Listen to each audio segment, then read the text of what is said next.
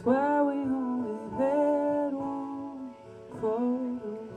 I was when I was old. Then you always saw me.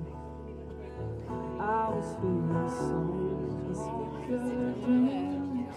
I know the lyrics and Sunday halfway through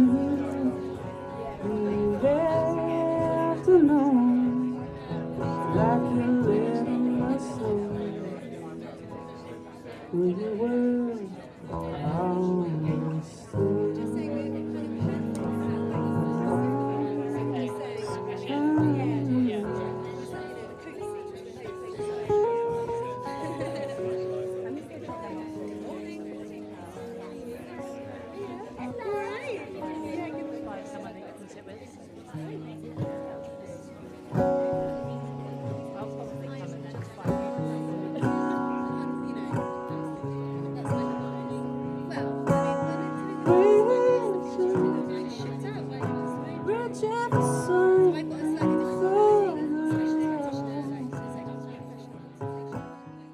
Today, we are going to be bringing together the latest evidence-based, best practice and survivors' voices to think about how we can reimagine supportive education spaces for children, young people and families.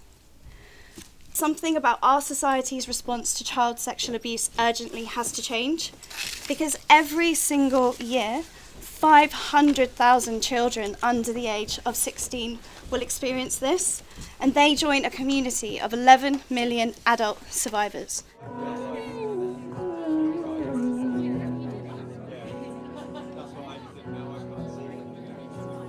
Child sexual abuse continues to be hidden.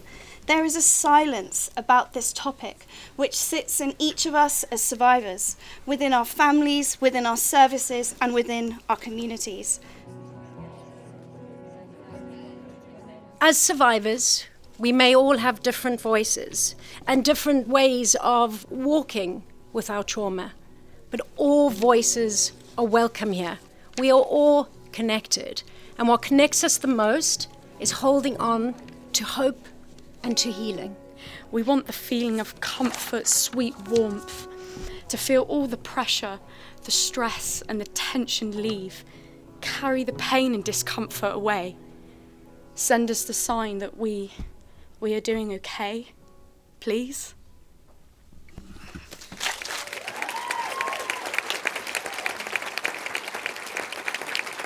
My name is Sophie Olsen. I'm a survivor of child sexual abuse, and I am a survivor activist and founder of The Flying Child.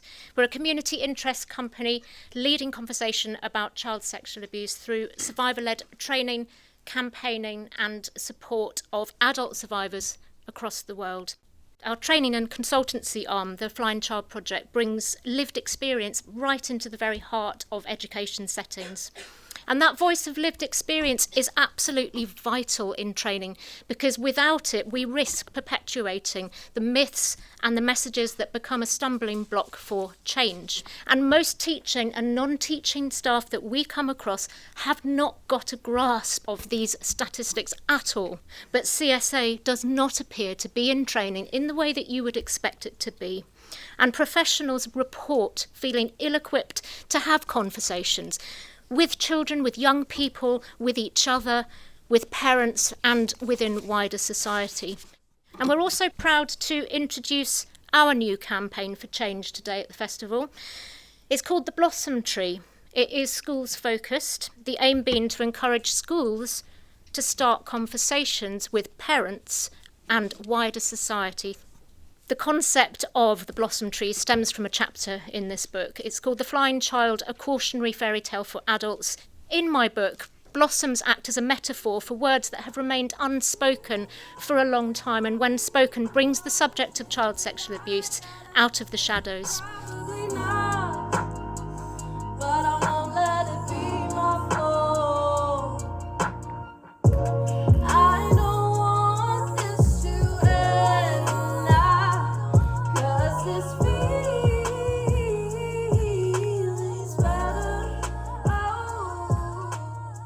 like for me, when I first disclosed, I didn't have anybody until I came to the Women's Centre. I think being told in the moment that I would find something like this, there will be women that understand me, that have experienced it too, that will give me unconditional support, would have been really, maybe given me that tiny bit of hope.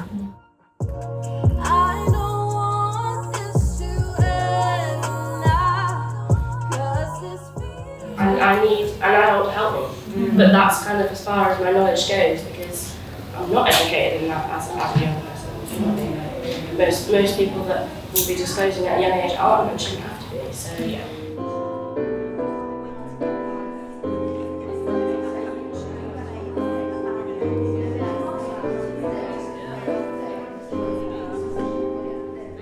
Anyone who was ever given a space at school to discuss their feelings about relationships? None. No, I've never been taught about consent, and in the UK we were given booklets on, it was called relationships, but it was just STIs, and we had to do the research on what the STIs were. Okay. And we had to write about it in the booklet, and then hand the booklet into our teacher. Research task. So no space to discuss, talk about, certainly not talk about feelings or... No, I just learnt about what STIs you could get. Okay. And I didn't even know how you could get them. I didn't know that they were, I didn't know they were just sexual as well. I thought you could just get them anyway. Yeah, so it was very scary. I think it's good to remember that social media is so new that even courts and regulators are scrambling to try and keep the regulation up on what data protection should be there, what child protection should be there.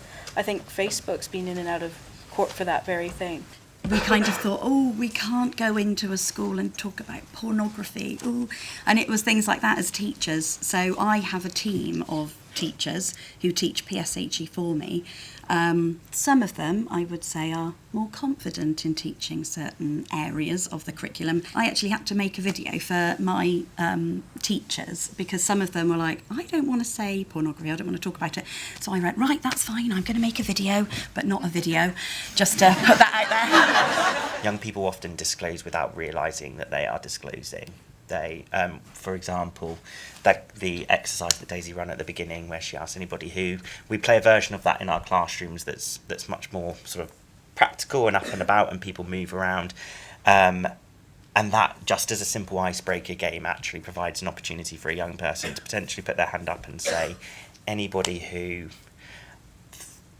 feels depressed sometimes, that in itself could be a massive revelation in that space for that young person. One of the most important things is actually allowing for peer learning and actually this being a conversation that young people can have amongst themselves and being able to facilitate that, which it's a skill. Being able to facilitate a safe space for young people to challenge each other, to be able to perhaps share a little bit of themselves without sharing everything, and doing so in a really safe way.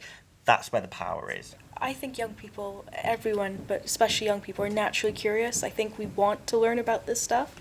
And I think going back, I wish I was taught more about relationships. Not just maybe romantic ones, but what a family relationship should look like in a healthy way, or friendships, or...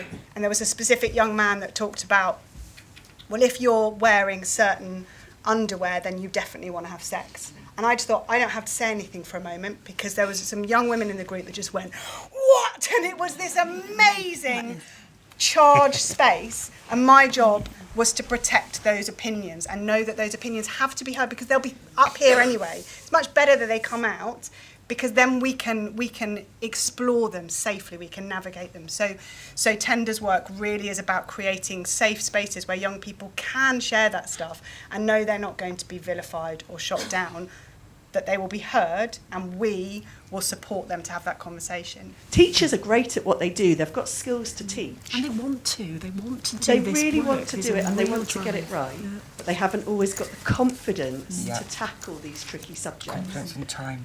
It's about giving young people the confidence To do it that you're themselves. going to listen to them Yeah. and then you're going to act on the information that you give them. And once you raise that level of confidence and empowerment in young people, they feel comfortable to come and talk to you about anything that's bothering them. And And by that had extension- real tangible safeguarding implications. Young people, we really tried to put young people's voice at the centre of all of the work that we did. So a few panellists today have kind of already spoken about, and Claire, you mentioned it as well, this sort of sense of young people's experience being largely a passive one when it comes to relationships and sex education. But today we want to talk to you about the relationships you have with your peers and what makes a healthy peer relationship. There are numerous people that, like my age or younger, that don't really like talking about sensitive topics like porn, consent and all that. But being in the NSPCC, you can actually like feel comfortable and just open up. When we were delivering the Young Voices, a couple of the schools actually wanted a teacher in the room.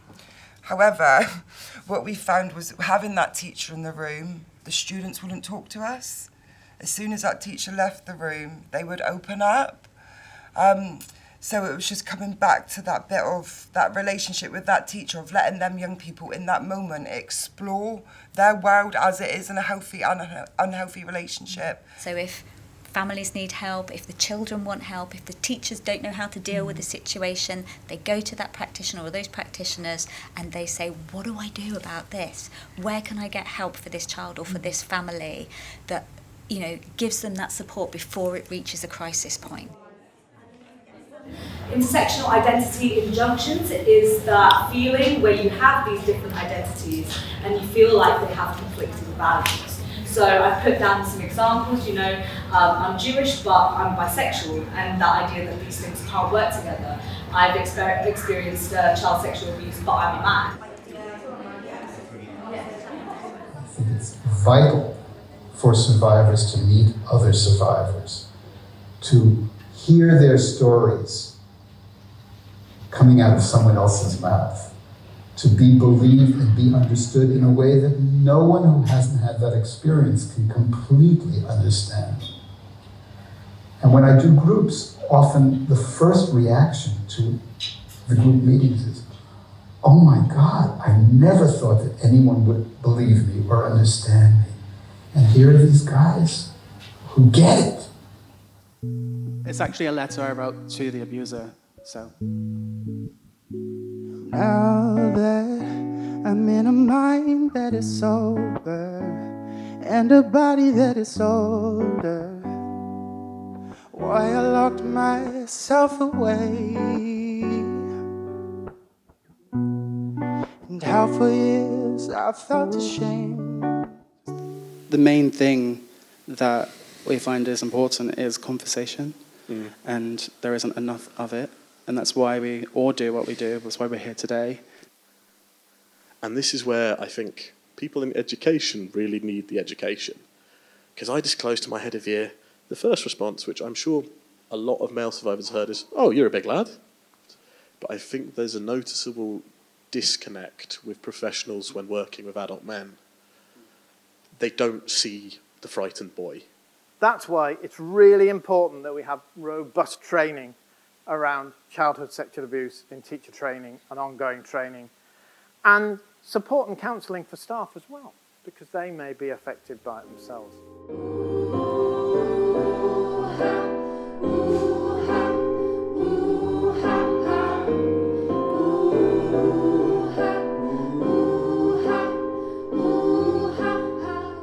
There's a big myth permeating I've seen across a range of different schools. It's not specific to one, it's not specific to Bristol, it's specific to the country, which is this idea that I see all the time of like, they're just lads, you know, it's just boys being boys, you know. I recently spoke to a few of my friends from different schools, and I found many shocking and harrowing stories where the should-be trusted members of staff failed to protect students that have been affected by sexual harassment. For example, a list of girls to rape was discovered by a group of students in year 13. The school refused to take any action as they didn't believe the students because there wasn't any evidence, even though there were multiple witnesses to the creation of the list. Calling out the behaviour and acknowledging it as it's happening, not 3 days afterwards, like, oh, remember what happened in class? No, what happened in class? I can't remember. As it's happening, when it's happening, contextualising it and remodelling it is the way we move some of these ideas forward. But that has to happen from a teacher and staff standpoint as well. Your young people aren't the Avengers either. They're not going to come in and change your school culture because they've had 6 to 8 to 20 sessions with people like us. It's not going to happen. You've got to embody that and do that too, which also means you've got to put yourself under the microscope. You can't change a system by existing within a system and just letting other people do it. There has to be an embodiment across the space. Toxicity isn't a suit. It's a list of behaviours and ideas that we pull and we just attach to ourselves. Beliefs and behaviours can be reworked, they can be redesigned, they can be recreated. We need to think about why boys and young men are drawn towards these kind of influences, and what do these kind of influences offer? They offer certainty in a world where their identity feels quite uncertain. You know, that if certainty is king, we've trained them that certainty and knowing, you know, being in charge, being at the top of the hierarchy is king. Well, of course, when someone comes along who offers them exactly that, they're going to be drawn into it. They offer them non-shame. So whereas the toxic masculinity discourse is saying, you know, you're being a person wrong and you should be ashamed of it, these people are coming along and saying you've got nothing to be ashamed of. Now I'm here, I have learned what happened to me that I hid is not my shame. Sitting in my home, I can tell the younger me it wasn't my fault, but the abusers. No crime, but the abusers. He saw not me, but a thing to damage. I am myself a survivor, hurt but strong. What folk think of me is up to them. I think we should all be upset about sexual abuse. You might think that I'm still just an angry teenager who's had an emo phase, who shouts at their parents going, "It's not a phase, Bob, you just don't understand." But it's just a lot more than that, and I think I have the right to be upset about it too. And I will be angry about it. I will be that angry teenager because, let's be honest, it's pretty f***ed up. So to all the out there, I give you my final death glare. Thank you.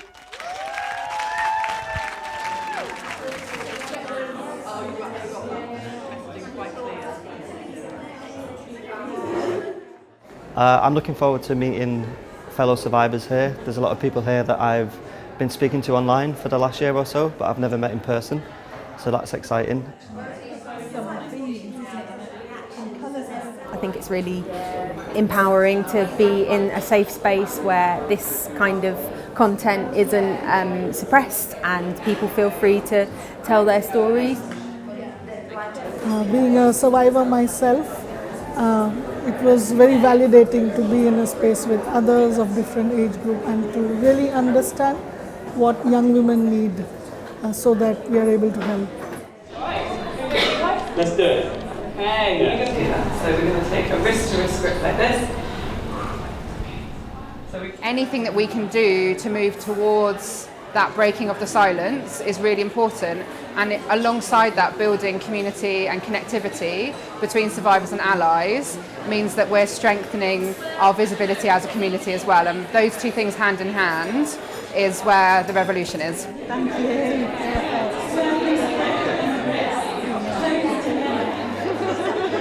I'd love to see this sort of thing happening in different parts of the country as well. I think the more publicity there is and the more events like this are going to encourage more and more people to come forward.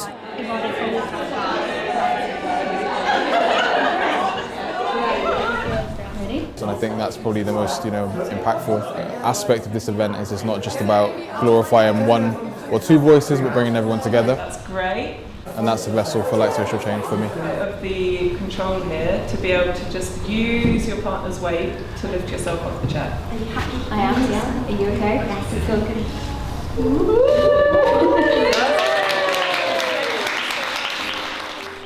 I wish my younger self knew I could breathe deep and slow and change my state. And I wish my younger self knew I had more time. I could feel so rushed. I am learning for myself and thriving for myself. I am learning that karma comes back to you hard. And I'm learning you can still be reborn. I'm learning to love myself. I'm learning I am not fly, I am levitation.